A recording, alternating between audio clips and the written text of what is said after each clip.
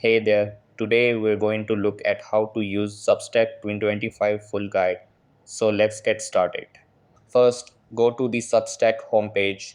Over here, click on the account icon in the upper right corner.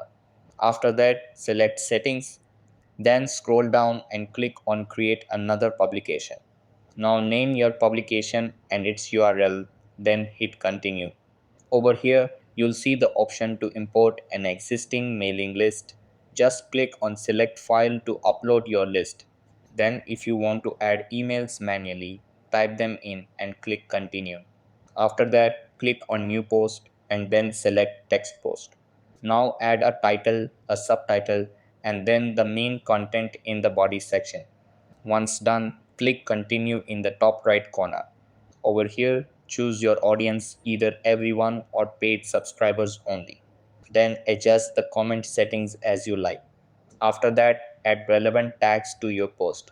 Then you can either send instantly or schedule it.